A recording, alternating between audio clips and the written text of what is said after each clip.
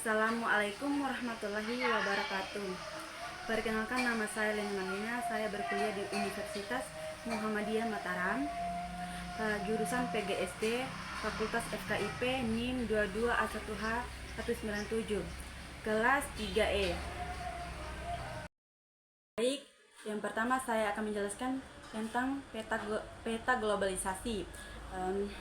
Di sini saya akan membahas tentang pengaruh globalisasi. Globalisasi memiliki pengaruh yang luas dan kompleks dalam berbagai aspek kehidupan manusia. Di sini beberapa pengaruh utama dari globalisasi. Yang pertama, perdagangan internasional. Globalisasi telah membuka pasar global dan memfasilitasi perdagangan internasional.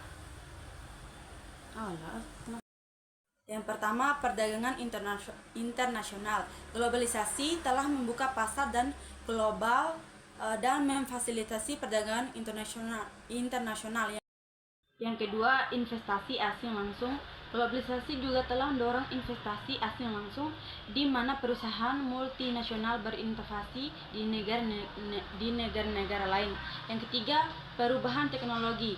Globalisasi telah mempercepat pertukaran teknologi dan inovasi di seluruh dunia. Yang keempat, budaya dan nilai. Globalisasi telah membawa pengaruh budaya dan nilai-nilai dari berbagai negara ke seluruh dunia.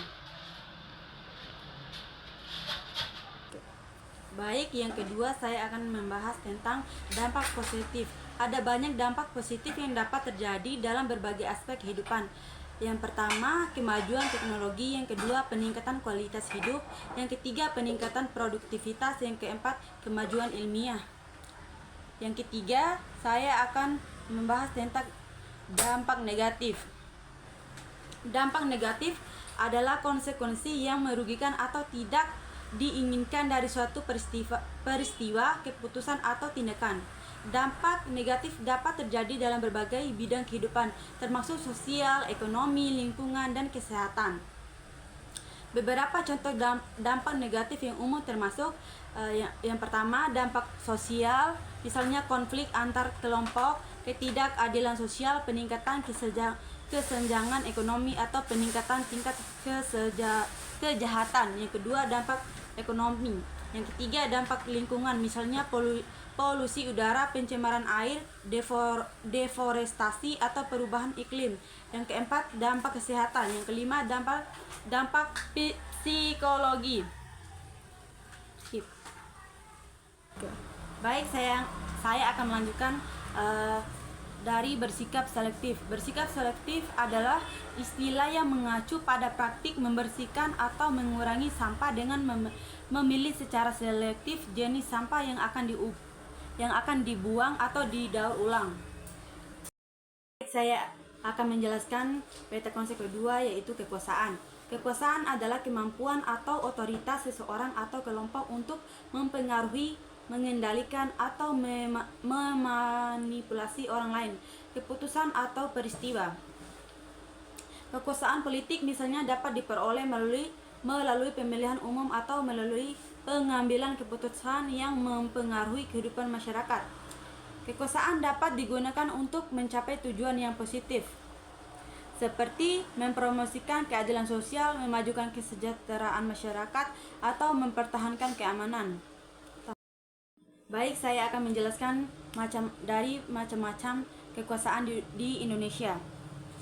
Di Indonesia, kekuasaan terbagi menjadi 3 cabang utama, yaitu eksekutif. Kekuasaan eksekutif, kekuasaan dipegang oleh presiden di Indonesia. Presiden adalah kepala negara dan kepala pemerintahan.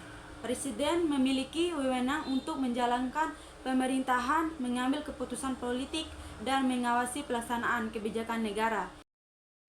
Yang ketiga, saya akan menjelaskan tentang konsep pembagian kekuasaan di Indonesia.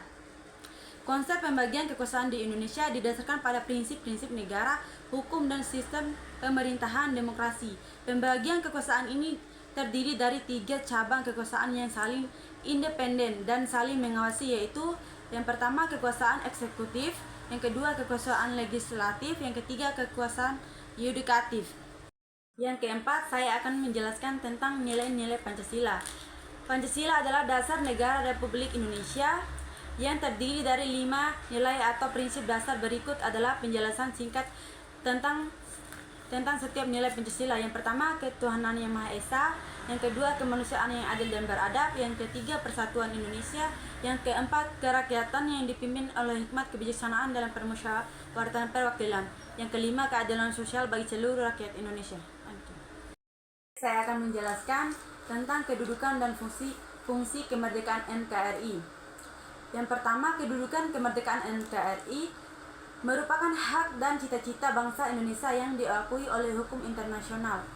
Yang kedua, fungsi kemerdekaan NKRI mempertahankan kedaulatan rakyat dan keutuhan wilayah NKRI. Yang terakhir, saya akan menjelaskan tentang peta konsep politik. Suprastruktur dan infrastruktur adalah dua konsep yang berhubungan dengan pembangunan dan organisasi suatu sistem atau lingkungan. Berikut adalah penjelasan. Yang pertama, infrastruktur merujuk pada dasar fisik dan fasilitas yang diperlukan untuk mendukung kegiatan manusia dan perkembangan suatu wilayah. Yang kedua, suprastruktur merujuk pada elemen non-fisik yang melengkapi infrastruktur dan membentuk kerangka sosial, politik, dan ekonomi suatu masyarakat. Baik, saya akan menjelaskan tentang tata kelola pemerintah yang baik. Tata kelola pemerintah yang baik merujuk pada prinsip-prinsip dan praktik yang digunakan untuk mengelola dan mengatur pemerintah dengan efektif, transparan, akuntabel, adil, dan responsif terhadap kebutuhan masyarakat. Beberapa elemen utama dari tata kelola pemerintah yang baik meliputi di sini terbagi menjadi 7. Yang pertama, transparansi. Yang kedua, partisipasi. Yang ketiga, akuntabilitas. Yang keempat, aktivitas dan efisiensi. Yang kelima, keadilan. Dan yang keenam, responsif. Yang ketujuh, hukum dan kebijakan yang baik. Di sini saya akan menjelaskan tentang tata kelola pemerintahan yang baik merujuk pada prinsip-prinsip dan praktik yang digunakan untuk mengelola dan mengatur pemerintah dengan efektif, transparan, akuntabel, adil, dan responsif terhadap kebutuhan masyarakat. Beberapa elemen utama dari tata kelola pemerintah yang baik meliputi yang pertama, transparansi. Pemerintah harus terbuka dan memberikan akses informasi yang memadai kepada publik. Yang kedua, partisipasi. Masyarakat harus memiliki kesempatan untuk berpartisipasi dalam proses pengambilan keputusan pemerintah. Yang ketiga, akuntabilitas. Pemerintah harus bertanggung jawab atas tindakan dan keputusan mereka. Yang keempat, efektivitas dan efisiensi. Pemerintah harus mampu mencapai tujuan mereka dengan cara yang efektif dan efisien. Yang kelima, keadilan. Pemerintah harus bertindak secara adil dan setara terhadap semua warga negara. Yang keenam, responsif.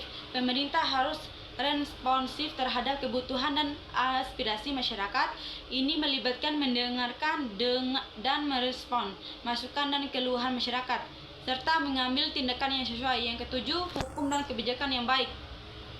Pemerintah harus beroperasi dalam kerangka hukum yang kuat dan mengembangkan kebijakan yang baik berdasarkan bukti dan analisis yang objektif. Lembaga negara menurut Undang-Undang Dasar Negara Republik Indonesia tahun 1945.